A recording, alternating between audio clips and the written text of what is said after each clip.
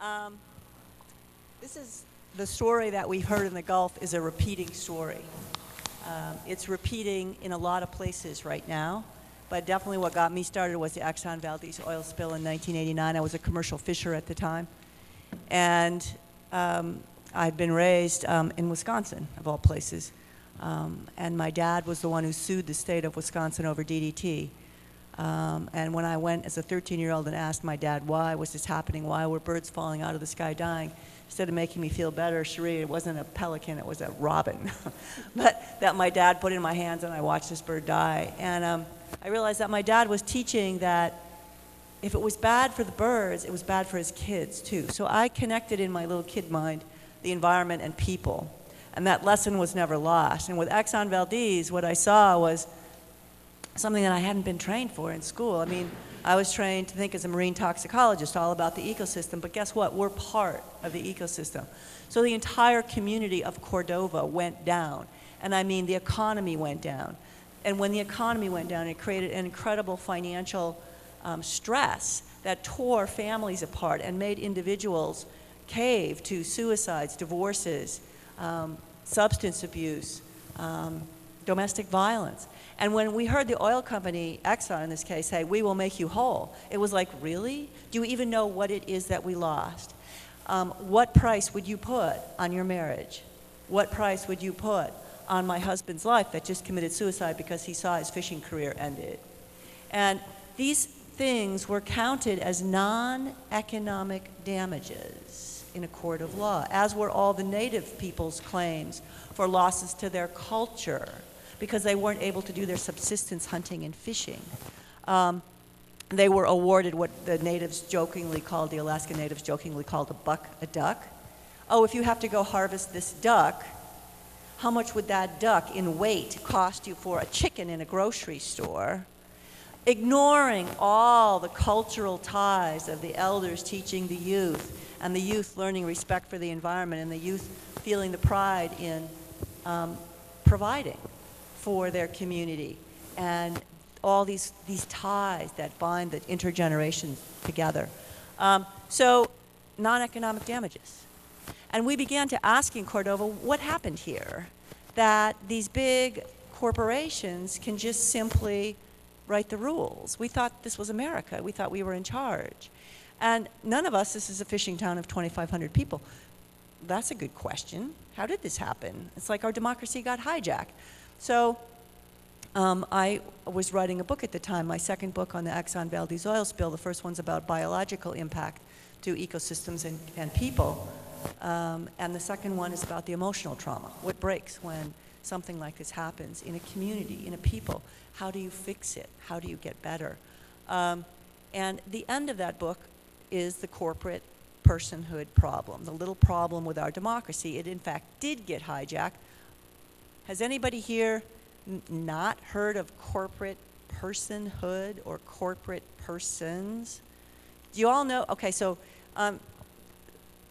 there was this 2010 Supreme Court decision, Citizens United, but how many of you have heard of the 1886 Supreme Court decision that actually made corporations persons? So, yeah, a few hands, good. So, I mean, that's really how long this has been going on, over 125 years. The Supreme Court has been building on a fictitious body of law that it simply made up, okay? There's two ways to amend the US Constitution.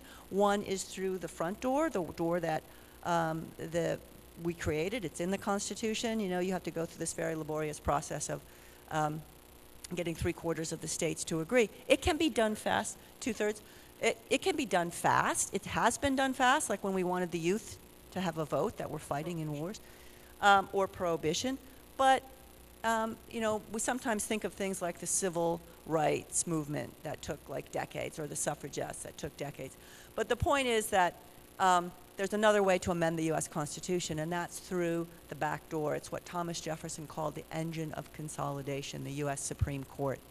And that Supreme Court has run amok at this point.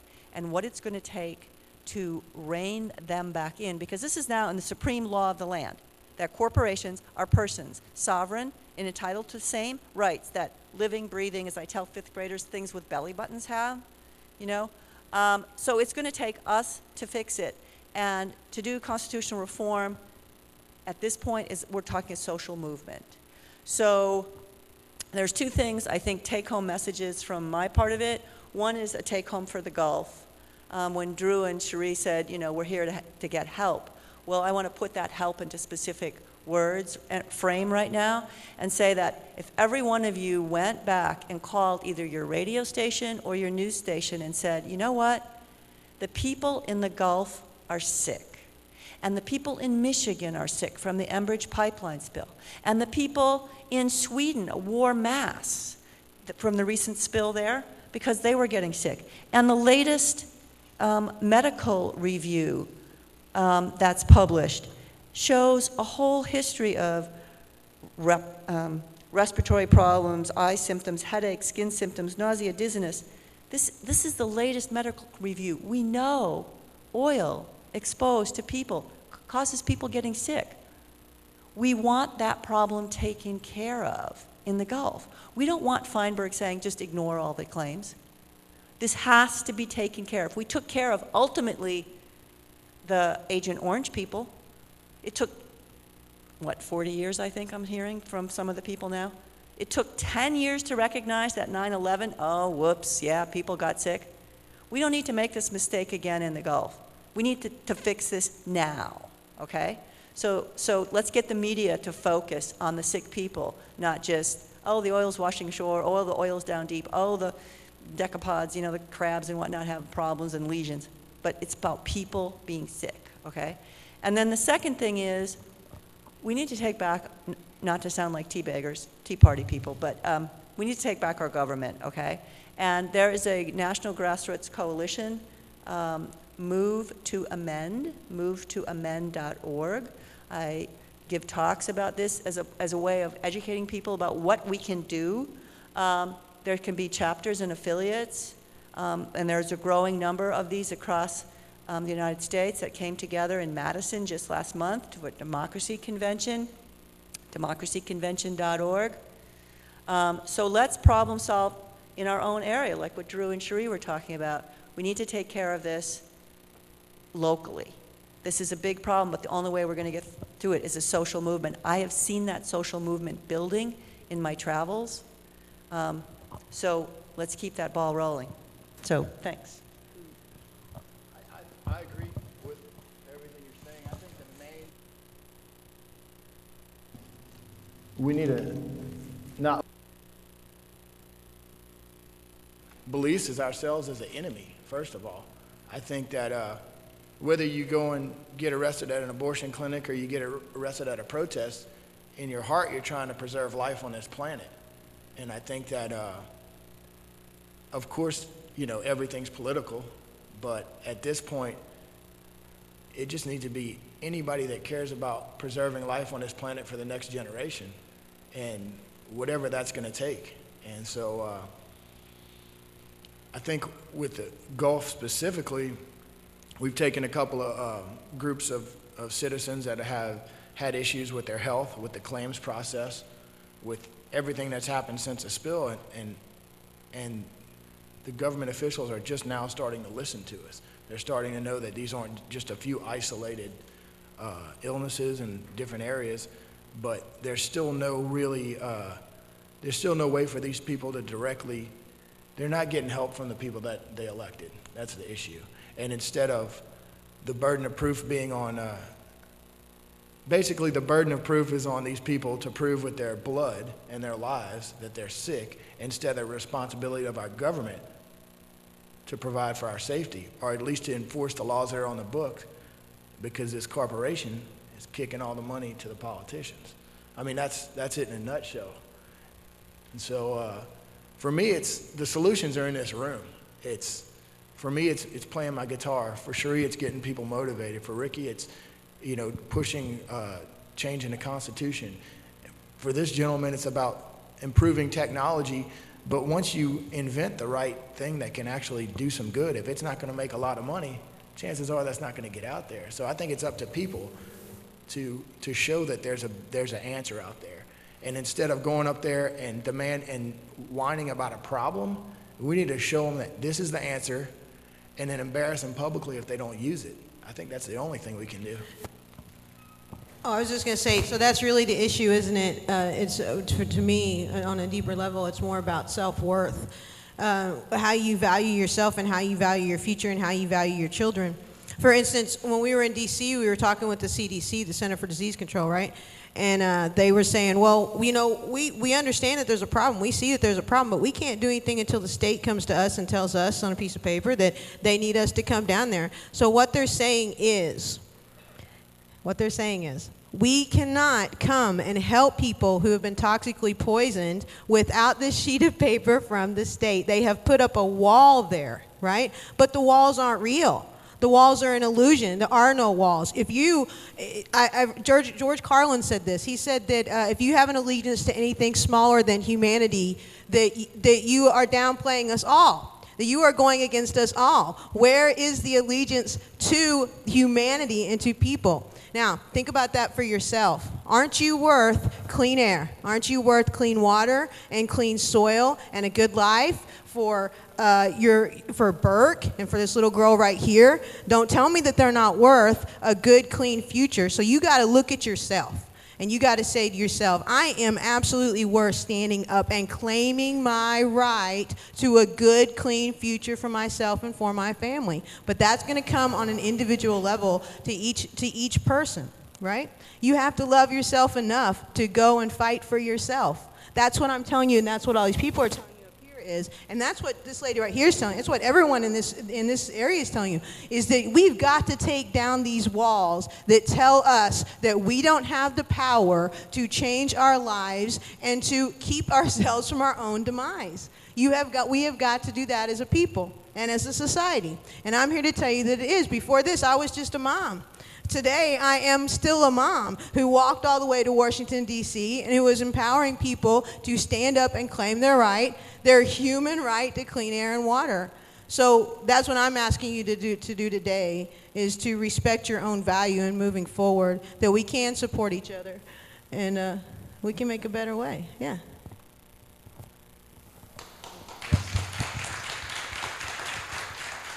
Well, while I was sitting there with my daughter Julia, who's 6, and listening to Sherry and Drew talk from their hearts and sing from their hearts, her tooth fell out.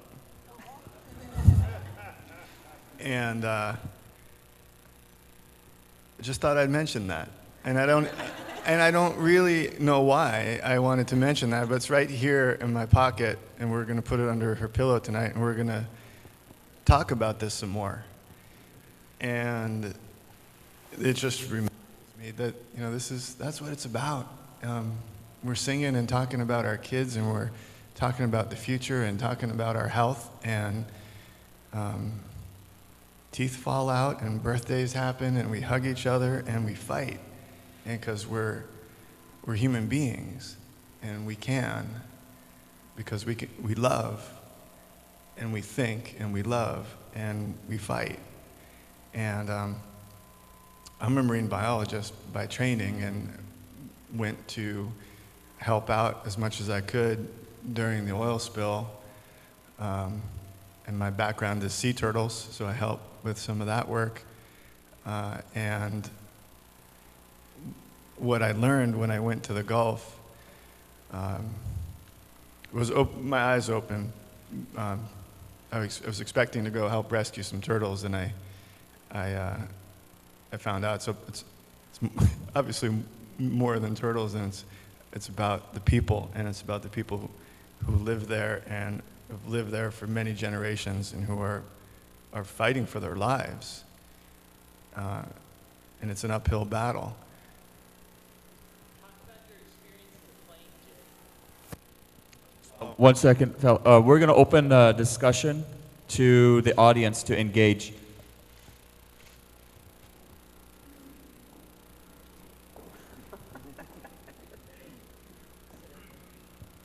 Oh, I would like Jay just to recount his experience flying over the Gulf in the private plane, which you were prevented from doing, but you did. Well, it's a kind of interesting story, but in brief, went to the Gulf to help with some official efforts, and because of some of my advocacy activist affiliations, that fell apart at the last minute, and I ended up in a plane flying over the entire region and surveying the area, and happened to have my flip camera with me and took some video of things from a very low altitude that hadn't been videoed before, and I just uploaded it to CNN. And then the next thing you know, it was on the news, and somebody emailed me and said, your footage is on the news. And it just reminded me that how important it is to get the word out, to get the truth out, and somehow these images and restrictions prevent that. And that's a whole other conversation that we could spend days on.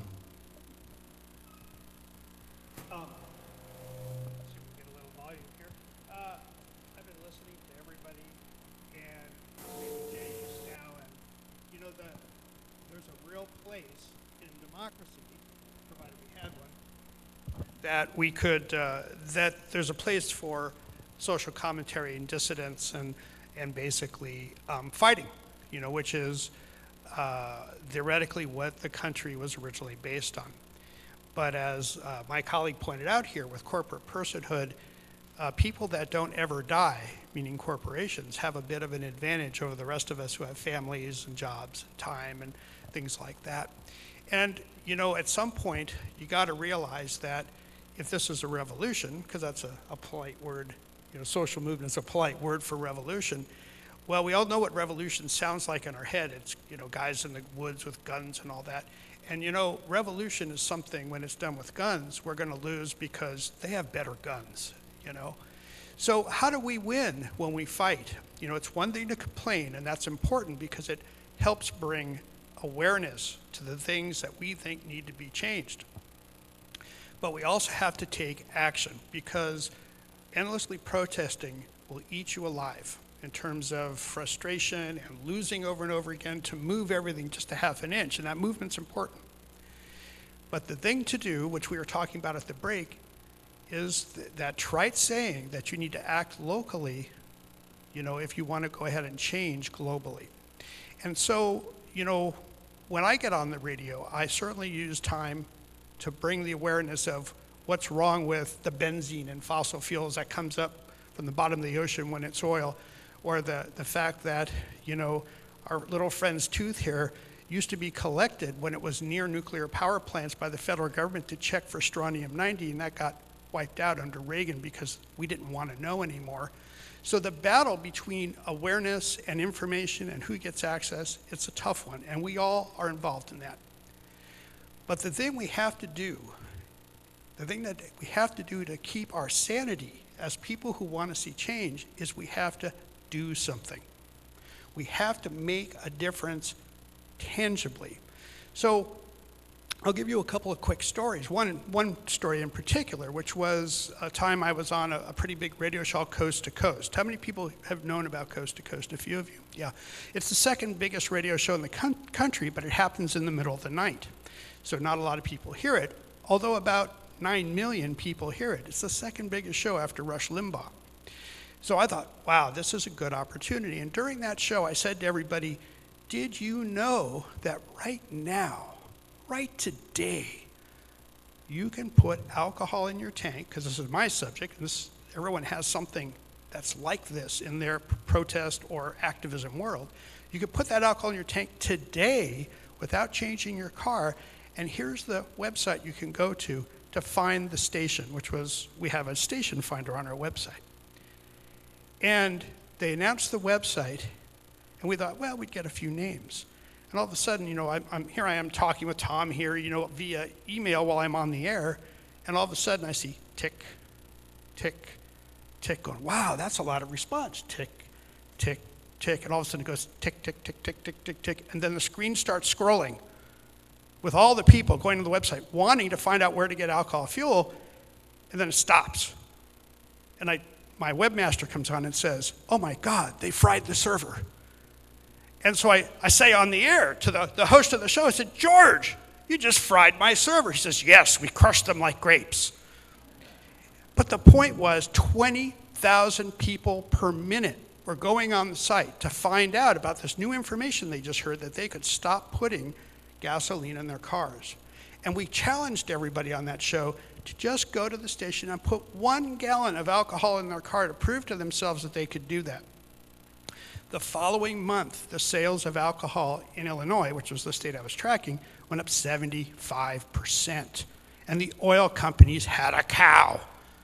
They sent memos to every gas station in the country saying, you just gotta stop those people who are putting alcohol in their normal cars because it might break a rule somewhere, and you may be liable if you let them do it. So tell all your minimum wage workers to stop people at the pump from putting alcohol in their cars.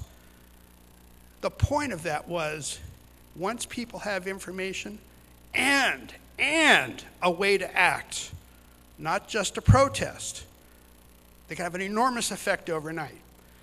So I'll give you one other example from the alcohol fuel world, because fuel is so vital to every product, every service, your very life. I mean, you might say at $5 a gallon, I'm not going to go to the movies, but you can't tell your kids, I'm sorry, we can't afford heating oil tonight, to heat the home.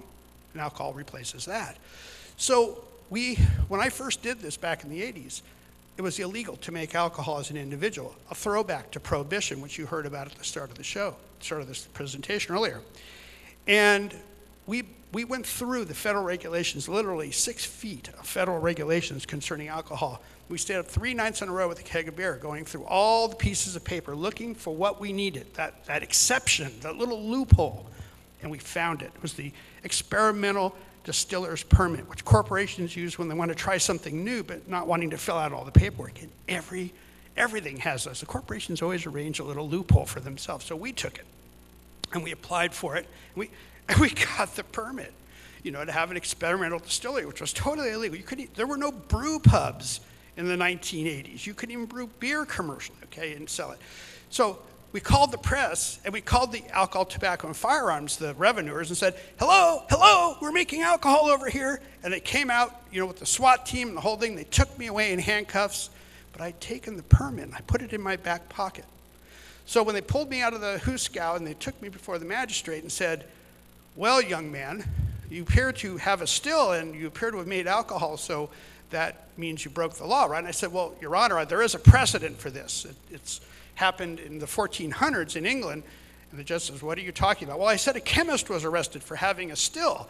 And the magistrate there said, well, you have a still, so you must be guilty because you intended to make alcohol and you had the equipment in your possession. And the young man said, well, but that doesn't make me guilty. And he said, well, yeah, it does. And so then the young man conceded that he also wanted to confess to rape. And the judge says, why, have you raped anyone? And he said, no, but I have the equipment in my possession. So I have the magistrate in my case laughing now, And, I'm there with handcuffs, right, behind my back. And I say, can you tell the bailiff to get that piece of paper out of my back pocket? And they take it up to the judge, and he opens up, and he says, great Scott, this man has a permit for this still. I said, that's right, until these buffoons take these cuffs off, I'm walking out of here. And I did. Into the arms of the press, which I had arranged to be there, And so I'm going to wrap this up. I'm sorry, it's a great story, but I got to wrap it up. 250,000 people applied for the permit in the next 30 days. There were only 3 people at the ATF to process those permits, and they come into work, and the whole thing is full of sacks of mail from people wanting to legally make their own alcohol for 30 cents a gallon. And we got a permit that's free. You can still have it today, that allows you to make 5,000 gallons of alcohol a year and tell the oil companies to go take a hike. And I can't tell you how good it feels to make your own fuel, or even to buy the fuel that you know is made by American farmers, put it in your tank, and basically tell BP where to get off.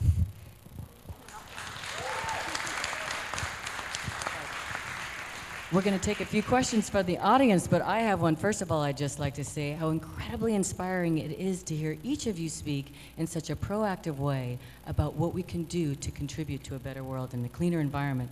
So my first question is, you had spoken about the importance of social movements. My question is, in the Gulf, how many people en masse are coming together and complaining collectively every day just by congregating? Is that an option? Would the people consider that? Just coming together every single day, because the media, every day they show up, will come. So is that something that's being spoken about on any level? The situation as it stands right now is, oh yeah, I mean, all the groups in the Gulf have been pulling towards helping. Like, see, the thing you don't understand probably about the Gulf is for the past 50 years, we've kind of been an energy sacrifice zone. So this is not the first time that people have been sick because of energy production, you know, in the country or in the Gulf of Mexico. It's kind of common. But the media, the national media, yeah, they're done with us, and they're gone, and it's almost impossible to get them back. The local media does a fairly good job, and international media is awesome. Al Jazeera English, BBC, they come in pretty regularly, and they've done lots of stories on the people that are sick, the dead wildlife that's still coming in, the 40 miles of oil that's still out there at the site, and the oil that keeps coming into the marsh and the beaches, because that's happening every single day. But unfortunately, the national media has been largely silent, and I think we probably all know why. Do you need to know why? It's a corporation issue that Mr. King. So let me just add to that, and that is that when I was in the Gulf for a full year, in part sharing what happened to us in Alaska, and suggesting ways not to make our same mistakes. But the second one was because I knew that the Gulf people would get to the same point we did, which is what happened. Why is BP running this disaster response? And I was like, well, it's a corporate issue problem, and we can't really deal with that right now when we got people literally about to die and running into emergency rooms. But because of Katrina, a group of philanthropists came together and formed something called the Gulf Coast Fund, which puts a ceiling on what groups make. So it's specifically funding grassroots, community-based efforts to get back on their feet, because these funders realized that, you know, to rebuild after Katrina was really going to be about rebuilding hotels and casinos, right? Not the small local economies. So when I got to the Gulf, here's this incredible network of 165 plus little tiny, every community I went to had some of these networks. So there was a foundation there that can be built on. So the question about the media is the same kind of question, who in Congress are you working with? Forget that right now. It's about movement building among the people, realizing that we have the power to make the change. That power lies in us finding our voice and in us working together. And that is growing in the Gulf. And check move to amend. And the Democracy Convention. Yeah, just a quick comment. You can't rely on the media to report this. Can you spell Fukushima anymore? When was the last time you saw it in the paper? And yet the disaster is worse every day. And who owns the media? General Electric owns 1/3 of the media. You want to know why you don't see any reporters reporting on Fukushima? They work for GE, you know? So the way we have to get the word out is with each other, because we've been having the door shut on us pretty regularly for a year, so much so that Tom's got a flat nose from all the doors hitting himself in the face trying to get the word out about alcohol. But between people, you know, we can get lots of things out. Showing DVDs about solutions in our community, you know, bringing speakers to our communities, building businesses in our community that solve the problem and make the polluting forms of energy irrelevant. That's how we win, is by taking action. So I saw a lot of hands up. I'm hoping Yeah, I think there's some of those questions. Erica? Since oil is something that's being sucked up by the whole world, we really need a worldwide effort. What's being done to get all of us together with the rest of the countries, the people in those countries, to stop the oil companies? Because the oil companies are a worldwide effort. They're 350.org is one group. But I mean, this, according to Paul Hawkins, and I've seen it, is the largest convergence of values and visions anywhere on the planet at any one time. There are literally thousands of groups that are recognizing either coming in through the food angle, the peace angle. I mean, this corporate person problem and is is the taproot of all of our issues. So whether it's energy, food, water will be coming up, health, and we saw the power of the people in WTO Seattle. It's purposely not hierarchical based right now because it'd be too easy to take out or co-opt. And so it's literally relying on grassroots efforts. I would suggest, if you haven't already heard of yesmagazine.org, that is an excellent resource for not only schools but for people, as is the Bioneers plenary sessions. It's about us getting together and realizing that there are problem solvers worldwide. And the social media has been incredible, networking, I mean, in terms of people educating people.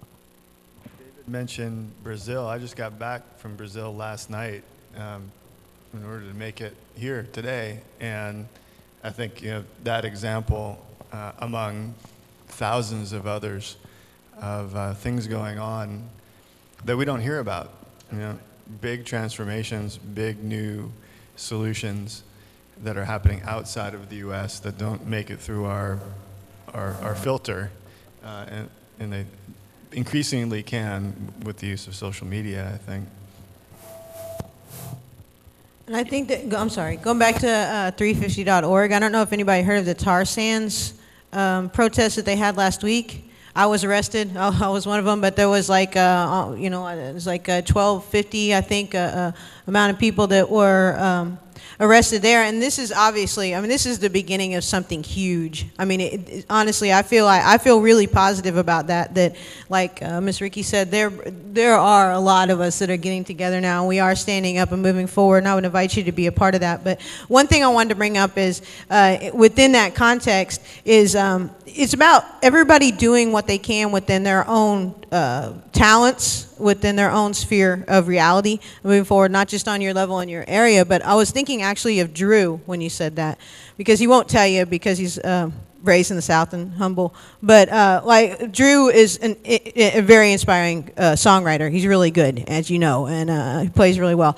But he actually did a song for the Oil Spill Commission, and then he ended up giving that song away to Louisiana Environmental Action Network, and I think it was Warner gave him $5,000 to do further testing on the people in the Gulf. But that's one way that Drew used his own personal talents to not just inspire people, but to give something tangible back to the community that he cares about. And I believe that everyone has that. So my point is, that is building amongst not just social networks, but from individual to individual on a daily basis. Not just in the Gulf, but I believe across the world. We've collected with Nigeria. We've connected with the people of Exxon, 9/11 first responders, Keystone, Yellowstone, the Ecuadorians at this point, and it's getting bigger every single day. Mm-hmm. And each of us, as you said, plays a vital role just by doing what comes naturally to us. We have time for just one more quick question, but Drew, I don't want to cut you off, so you go first. Well, I think that it's not really and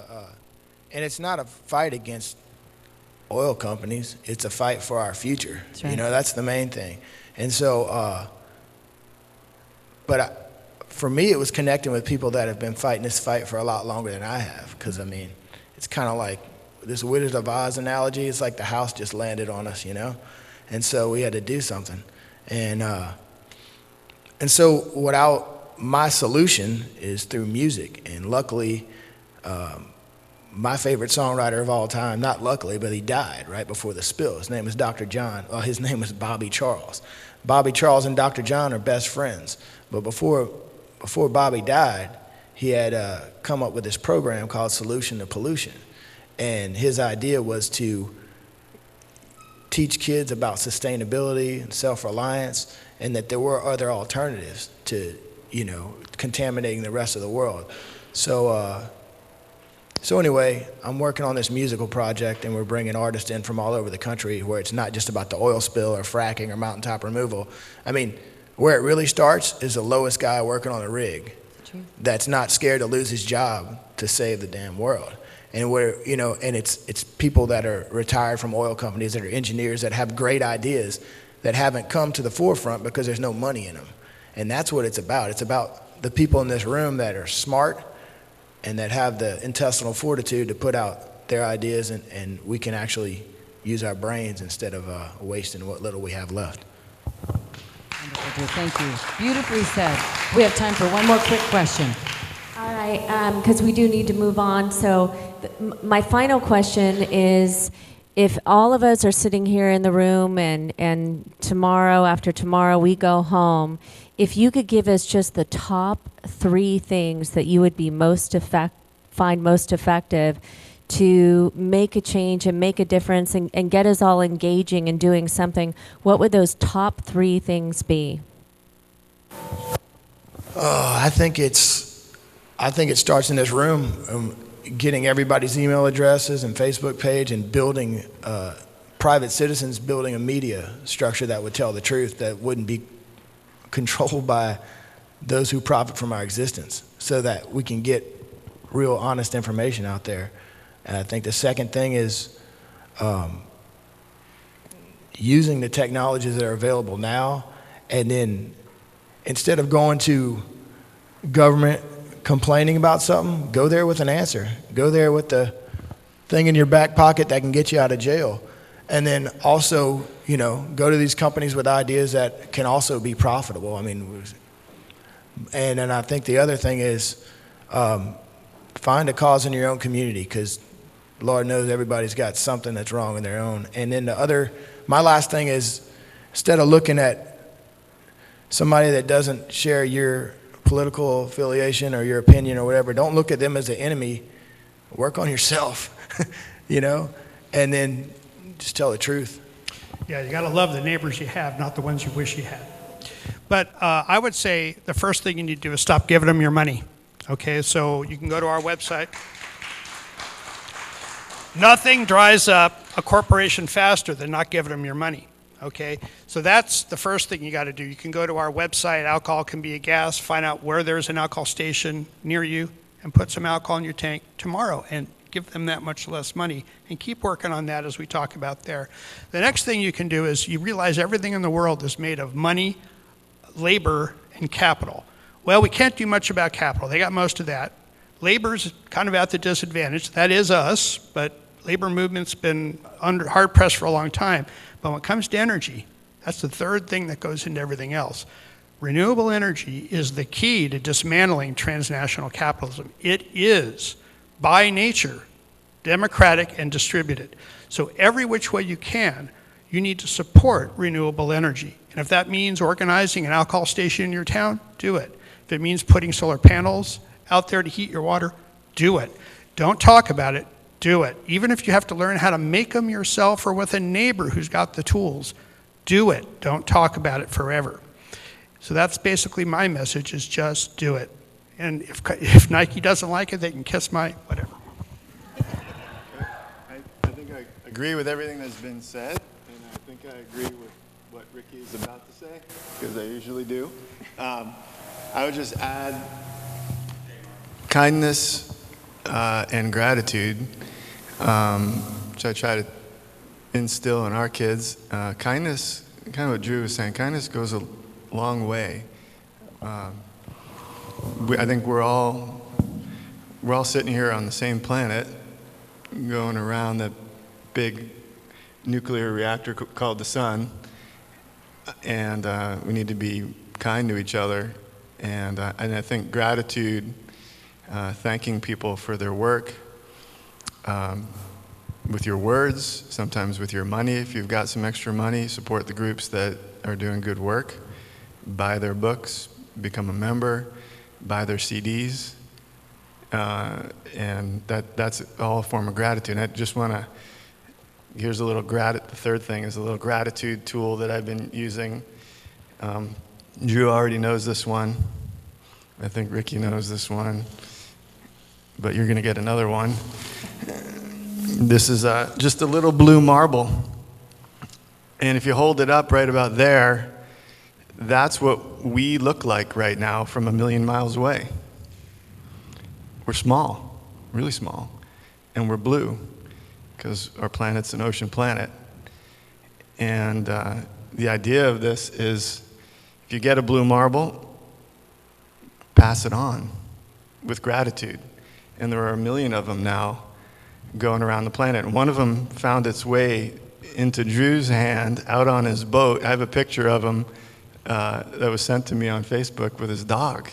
I had never met him before, but he had a blue marble in his hand out in the Gulf. And this is not the answer by itself, but it sure helps smooth the trail out a little bit. And these symbols of who we are and where we are moving around the planet, just helping to remind us.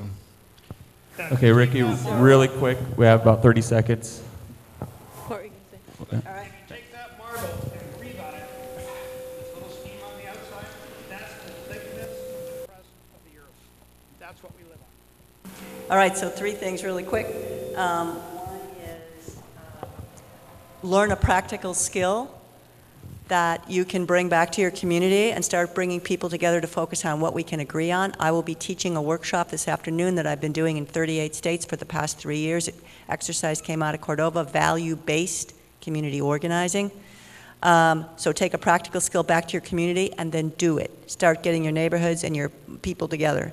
So that's one. Second is go to the Move to Amend website, check it out, look at it yourself. And 3 is if you like it, share it with at least 10 friends. Okay, so there's the local action and the national action. Thank you so much, guys. Cherie, Jay, Ricky.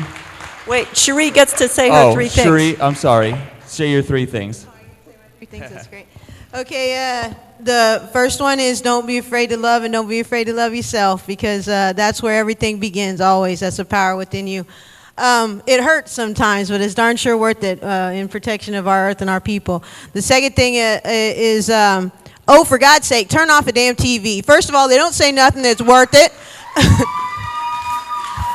And you'll find out more information by reading a book or going and looking for it, researching it yourself. Educate yourself using your own mind, not the walls they put up for us.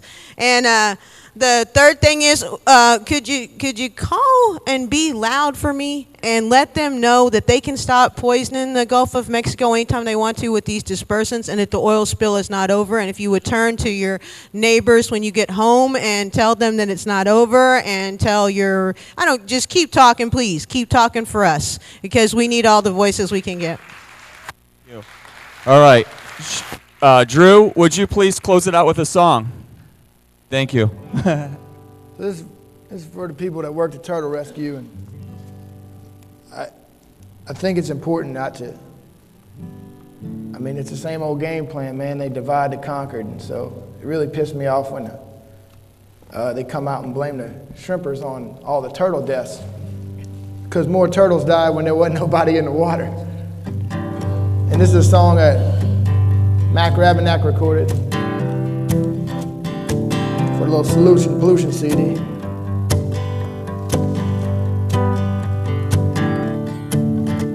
Goes out to the toxic pips. Thank y'all for being here, even if you had to be here and your tooth fell out.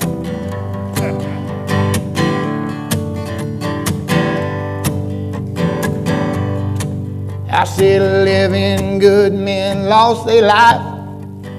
Rig out on the sea. They sunk that all and sprayed it C-O-R-E-X-I-T. And all that sanks on the riverbank. Tell me what this man can do. That old Gulf wind that once filled my soul, damn near killed my crew.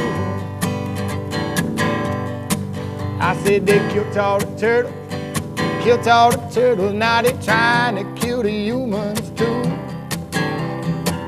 And will we go like the buffalo, like the Nazis done the Jew? I said they killed all the turtles, killed all the turtles, man, they tried to kill the pelican too.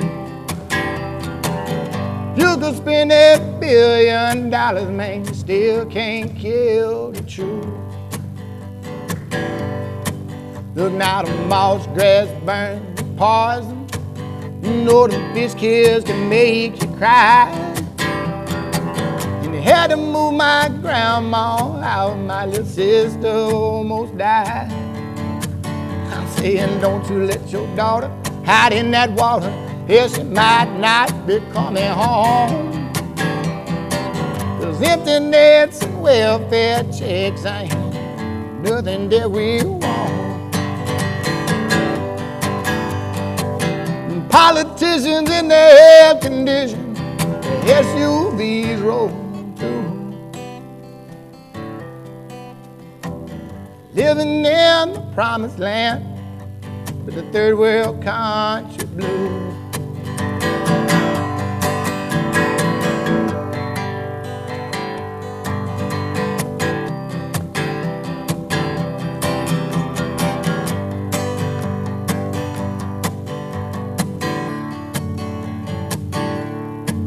Yeah, I can fish up in Alaska. Lord, it's just too cold. And ain't nobody never seen no Cajun Eskimo. They said they're gonna clean this mess. We all got the flu. Living in the promised land, though, with the third world country blues. Thank y'all.